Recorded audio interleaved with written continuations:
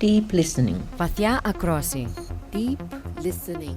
گوش دادن عمیق. 깊은 듣기. Deep listening. Kuuntele syvällisesti. Deep listening. Impact beyond words. Why questions are loaded with judgment quite often.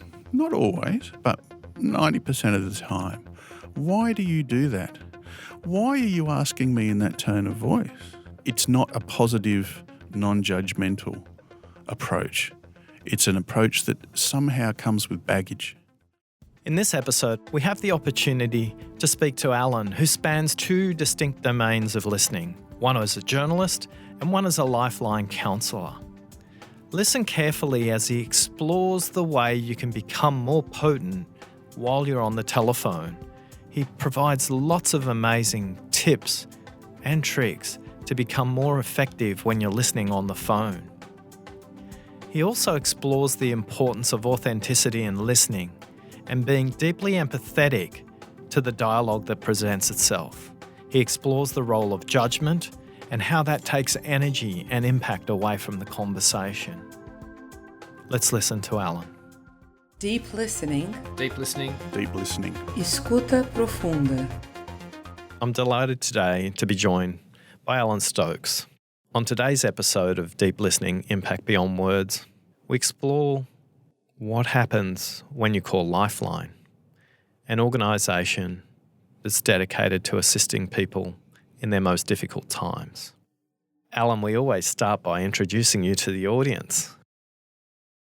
Well, Oscar, I grew up, first of all, in Coogee, near the beach in Sydney, and then in Avalon, near the beach in Sydney, and then in Terrigal, near the beach.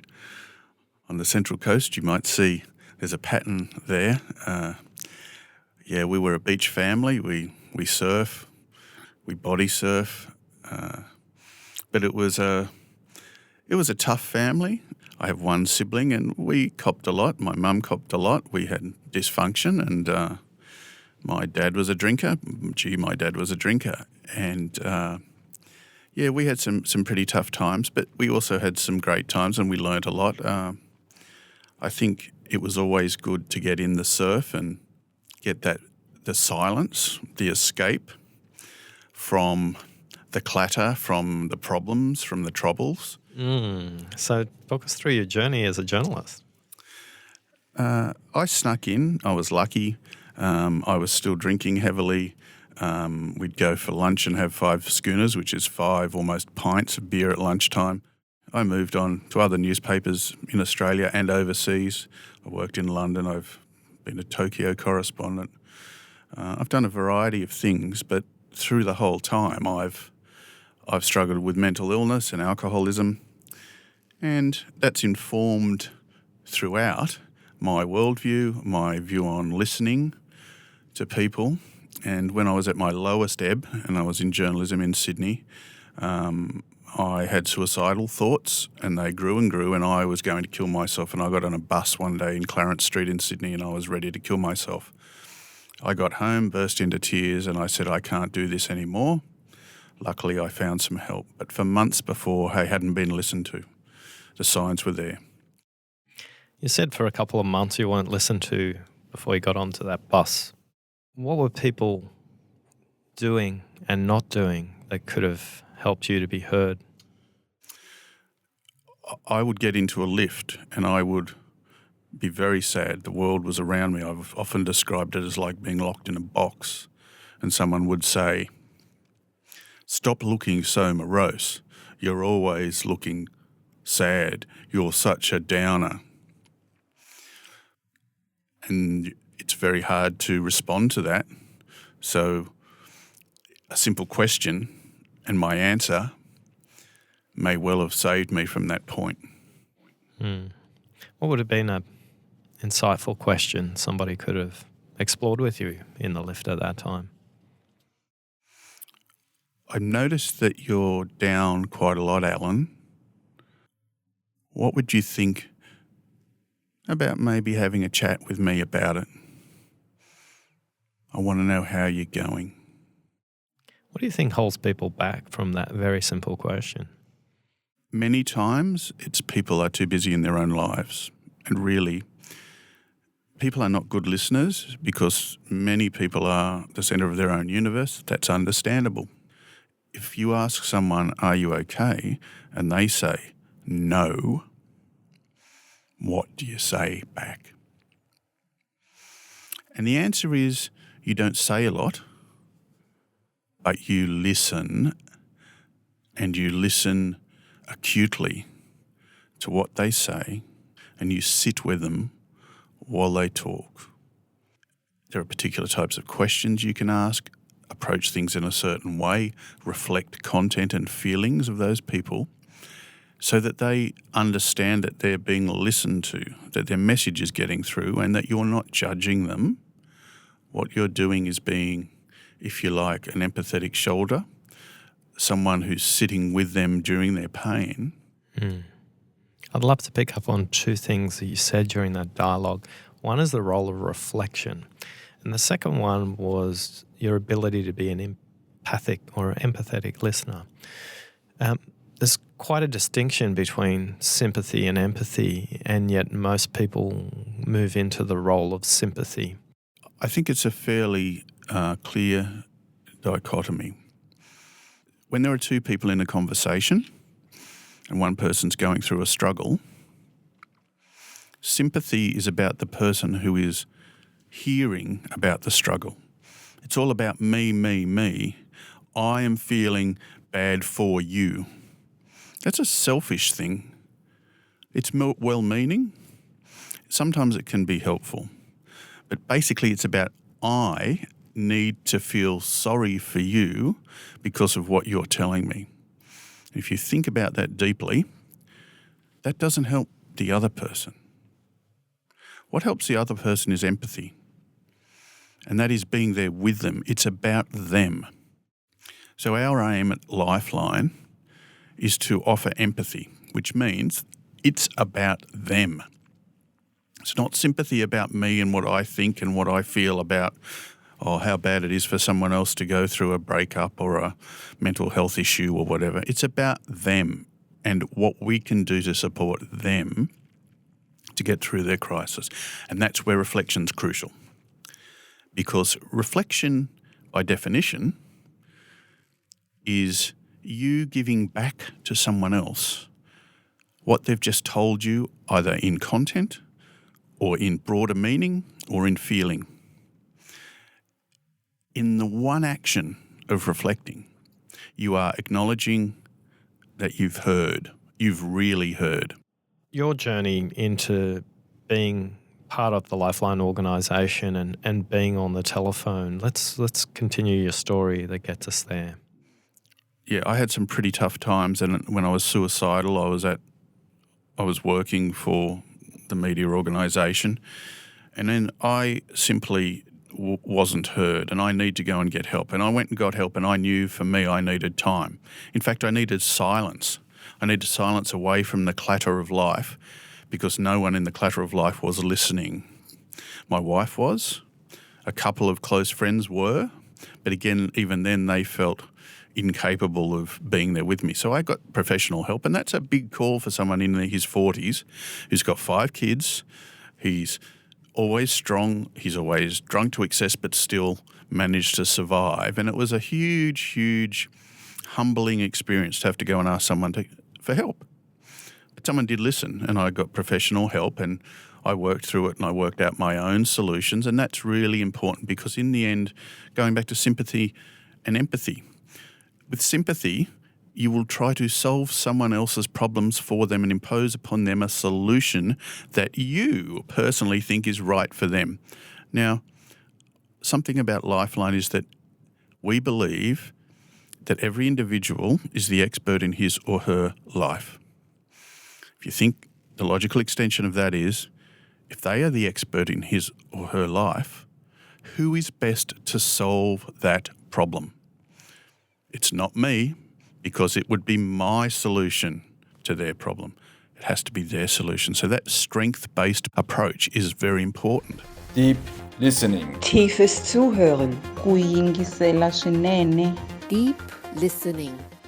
I'm super curious, in our modern world today, we get a lot of distance between people in work environments and even in social contexts, meaning there is increasingly more and more things that we do over the telephone, as an example. What advice would you give to people out there who spend their time on the phone? I often think of if someone loses one sense, the others are heightened. And it's like that with a phone call. If you take away the vision, if you take away the environment, the sensory feel of where you're sitting, what the room's like, if you take all that away, it actually focuses your mind very much on exactly what's being said. And certainly the basic one for me is to be able to match the tone and pace of what someone's saying. So if I come onto the phone like this and I'm talking like this and I'm talking like this, not only will I try to slow the person down, but I'll talk like this. So you're feeling like this, you're feeling like this. Maybe we should talk. How about we slow down a bit and I just need to clarify in my own mind. I'm a bit concerned what's worrying you at the moment. And you can see the change in tone and pace. There's a few other things that are important. Silence is crucial. Silence is golden. I always say that the true mark of trust is to be able to sit in a car and drive and not say anything to the person next to you because you trust them, that they're not going to judge you, they're not going to say anything silly. And you just sit there and enjoy the silence. And there are times on the phone where that is absolutely essential. Now, there are times as well where you need to just remind the listener that you are there. And we call those minimal encouragers. So someone says to me, I'm in a really bad way. I could leave a silence for 5 seconds, or I could go, I'm hearing you. And that then becomes a silence that's a constructive silence because you've revalidated that you're listening and you're listening closely. So silence is really important. We talked about reflection before. Reflection allows you not just the validating of someone's views or their feelings, but it also allows you to make sure and check in that what you're listening is what's intended. So I can hear that you're really down because your wife's left you. You're feeling really sad and you're concerned about your children's future. And then if the listener says, that's exactly it, you're on the right track and you can move the conversation forward. If the listener says, not so much that, it's something else, then you've empowered the listener to take the conversation the way they want to do. Now, when you're on the phone, it is absolutely essential to avoid lecturing someone or talking at them or making them feel like they're interrogated. But when it comes to truly hearing someone's story, truly deep listening, you need open questions. You need to empower someone to tell you what they want you to hear. So the use of the word how. How does that feel for you? How have you been able to cope? What have you been doing that's helping you through this? What would you like to see happen next? What if you had a magic wand would next week look like for you? What's your big idea and your big dream to solve this problem? An example of an open-ended question sometimes that falls flat is the why question. Why questions are loaded with judgment quite often. Not always, but 90% of the time. Why do you do that? Why are you asking me in that tone of voice? Why did you decide to stay with your abusive wife or husband? Why didn't you do this? As you can see in all of those questions, there's an implied judgment, an implied negativity. It's not a positive, non-judgmental approach. It's an approach that somehow comes with baggage. People I work with over the telephone talk about how they're matching energy and tonality and pacing in language But there's also a physicality to the telephone. Some people stand and walk around while they're on the telephone. Some people are deliberate in sitting while they're on the telephone. I notice some people that I've worked with, when they're talking to children, will actually kneel down to get down to what would be the equivalent of their eye level. Some people stand up for certain periods of time. Well, what advice would you give people about the role of your physical settings in the context of listening to people on the telephone? It's a really difficult one because people live busy lives, they've got different circumstances. But if at all possible, and this is what Lifeline believes, if you can be sitting in a position where you're open, as you would in person. I'm sitting here with you now, straight back, feet flat on the floor, not crossed arms, open, looking as though I'm actually interested in what you say. And I am. You need to have that same approach on the phone because your body language will be reflected in your voice. So I would recommend at any time not to be standing, not to be walking around, not to be distracted. If you want deep listening and you want to get the benefits of that, you need to be in the space. And that means focused, and it means caring and being curious of what the person has to say. And in that way, I think you find the conversation comes more easily because the person will respond in kind, and that's what we want. Great. And in preparing for the shift at Lifeline, preparing to listen, talk me through the process of how you go from your day-to-day life to step in the door, to step into the seat that you will pick up the phone call from, and how do you get ready to listen? It's an interesting question because for a lot of people, it's quite daunting. There's a lot of stress. It's really important that you, as a Lifeline telephone counsellor, that you look after yourself. We call it self-care. So it's a matter of having boundaries. At Lifeline, we're actually quite funny people. We have jokes beforehand. We get on really well. There's a lot of camaraderie and collegiality. But when you walk into that office, it's quite closed off. It's like a little hermetically sealed bubble. And that's a positive because as soon as you walk into the bubble, you know you are focused. But most important, there's actually physical things you do. One is you log into a computer. Once you're in there, that's the preparation. And then you put on your headset. And that very act of putting on a headset gets you in the mindset. But then you hit a button, and it's called the ready button. You hit that ready button, you only hit it when you're ready to listen.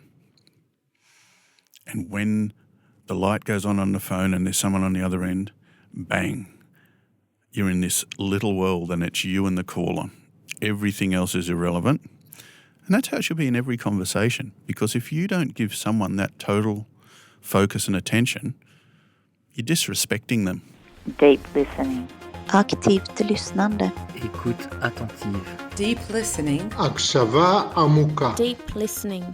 With this unique combination and your background as a journalist, what do you think you bring as a strength that you learn in the journalistic field around listening to your work today? Journalistic questioning comes into, actually there's three types. One is to elicit information you already know.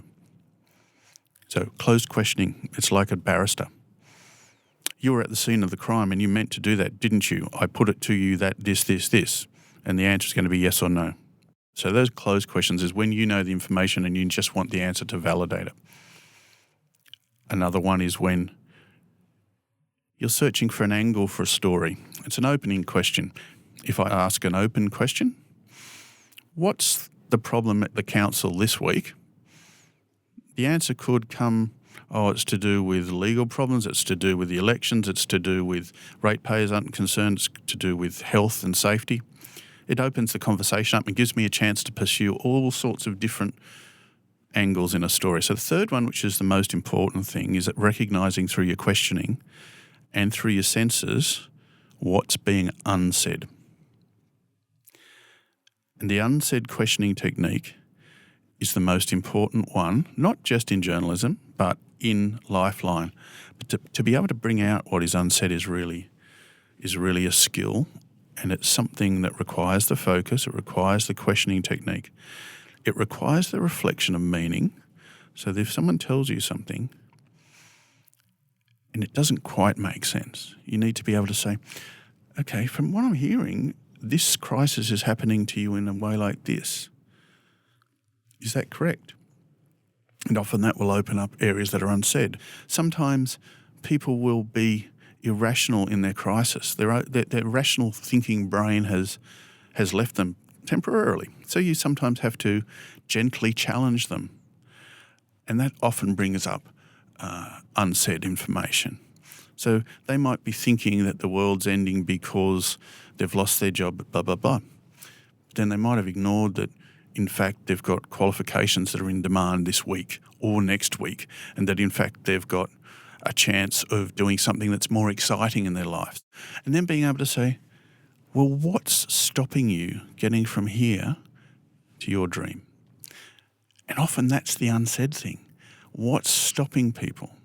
If you can get to a point where they'll tell you what stands between them and relief, you're halfway there.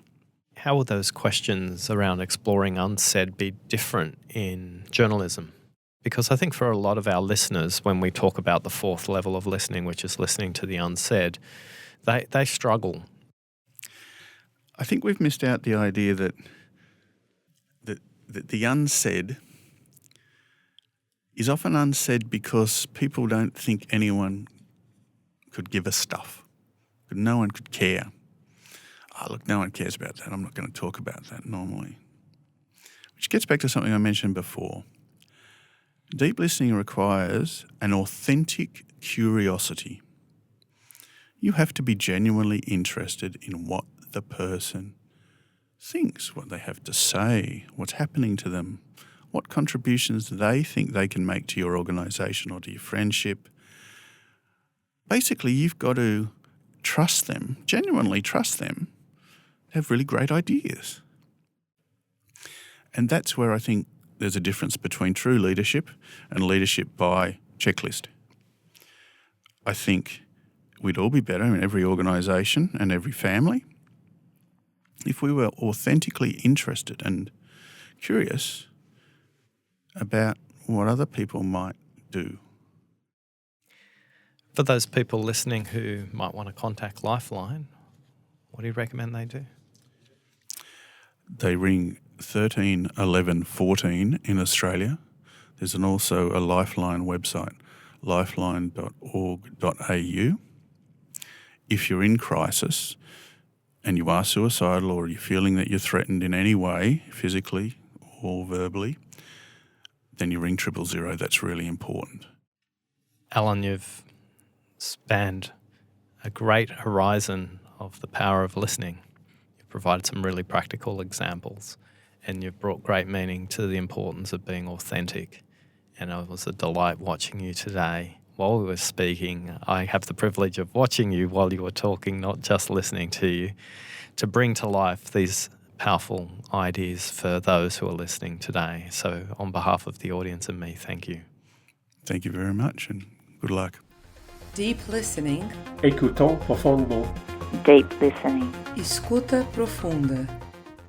It's hard for me to summarise Alan's interview. He took us to so many different places, but the thing that consistently came across was Alan's integrity.